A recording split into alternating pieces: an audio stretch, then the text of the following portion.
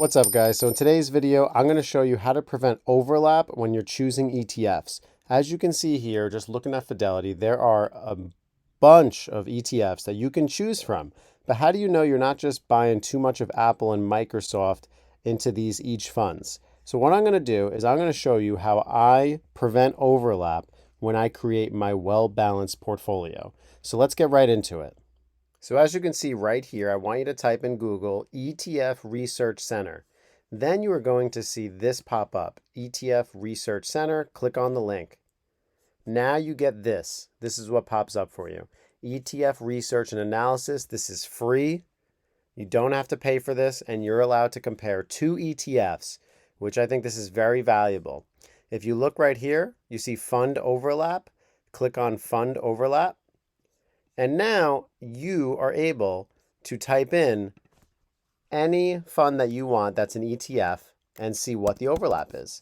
So what we're going to do is we're going to start with the most common ETF there is, the S&P 500 VOO. And let's compare it to, let's say, SCHD, which is a dividend ETF. And I have videos breaking down these specific ETFs, so I will show you them in detail later at the end of the video. But as you can see, you click Find Overlap, and we are comparing Fund 1 to Fund 2. So VOO versus SCHD. And now let's scroll down and look what we find. So 46 number of overlapping holdings, and it gets more detailed than this. And this is why I really enjoy ETF Research Center. You can see that 9.2% of VOO's 509 holdings are also in SCHD.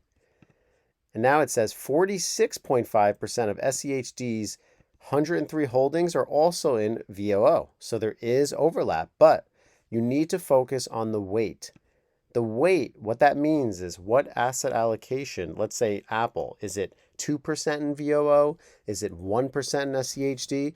And that's what creates your overlap by weight. So if you go by weighted within the stocks within each ETF, only 8% overlap. You can also get a sector drift, which shows VOO minus SCHD, and you can get an idea of how much tech or, consumers, utilities, real estate, discretion, how much is in each one. But if you really want to break this down even more detailed, this is what I really enjoy. You can go to overlapping holdings, and let's do all. So now we can look at every single company that overlaps between VOO and SCHD. Home Depot, everybody knows that company. The weight in VOO is 0.8%.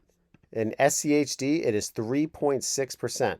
So it's showing you that the overlap is 0.8% because it's taking the lowest concentration and just comparing it to the biggest one, and then it just takes that. There's your overlap. Chevron, 0.7%. SCHD, 4.2%. Abbey, 0.6%, then you have 3.5%. And this allows you to compare individual stocks and see how much are they overlapping. So for me, this is a very powerful tool. When I'm looking at ETFs, I can see that, okay, SCHD, although they have an 8% overlap, I can see that if I want more Home Depot, SCHD is a better choice compared to VOO.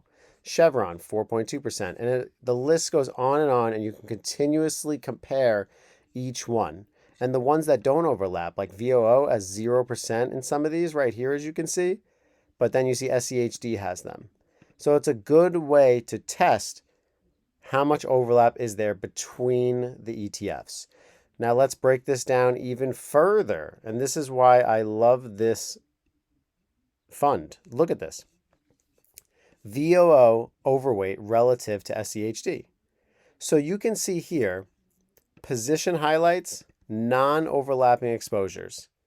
So it shows that VOO is overweight relative to SCHD. So Microsoft, 7% just in VOO. Apple, 6%. NVIDIA, 5.1%. But then it shows what is it underweight relative to SCHD. Texas Instruments, -4%. Lockheed Martin, -4%. So you get a very good idea of how much overlap there is between each ETF. So this is very valuable. So let's compare another one. Let's compare the VOO S&P 500 to FDVV, which is the Fidelity Dividend Value ETF. You'll notice that these dividend ETFs have a lot of VOO within them. So let me give you another example. So we have VOO and FDVV. When you compare them, they have 85 number of overlapping holdings. 17% of VOO's 509 holdings are within FDVV. When you look at FDVV, you have 80% of FDVV's 120 holdings are also in VOO. So you start to realize that these dividend companies, these dividend ETFs that hold 100 companies, comprise of basically most of the S&P 500. So you start to realize, wow, okay, so 38% overlap. So you start to say, okay, well, how much is it weighted in VOO? Microsoft, 7%, whereas FDVV is 5.9%. So if you were owning VOO and FDVV and you did a 50-50 portfolio, you start to realize that you are very heavily concentrated in some of these companies, like Microsoft, 7%, 5.9%, Apple, 6%, 5.1%. Now, I'm not saying that's a bad thing, but you start to realize that, hey, I might be over-concentrated here. Now, let's take a look. You can see over here, position highlights, non-overlapping exposures. VOO is overweight relative to FDVV. So VOO is 3.9%. More Amazon, Meta 2.4%, Google 2.3%. And this is an excellent way to compare your funds and see, am I over concentrated within the ETFs that I am holding long term? So I just want to preface this. I am not sponsored by this website. I do not get paid anything, but I definitely think that using the basic version that costs you $0 per month can be very useful. You can create an ETF watch list, enhanced charting, full results with the free tools, and free research publications. Now that is where I'm at right now. I just use this. I compare the fund overlap. But, for other people, maybe this $29 a month and getting the ETF fundamentals valuation data or the portfolio builder of two portfolios or, doing the professional might be for you. But, for me, I'm not getting any money from this website.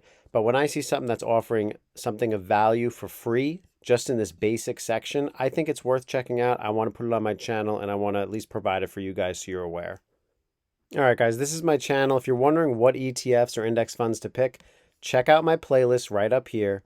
Click under Fidelity Index Funds and ETFs, and then you will get a whole list of different ETFs and index funds that I think are worth looking at for the long term.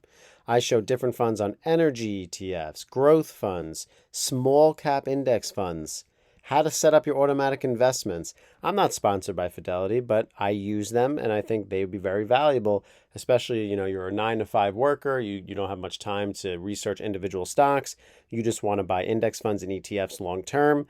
This is where you want to go. I explain in detail dollar cost averaging this FDVV dividend ETF. I have a video on it just right here. If you want active blue growth fund, FBGRX, I have it here as well. I have plenty of Fidelity videos that are dedicated to ETFs and index funds, and there's a lot to offer. So hit that subscribe button, join the membership.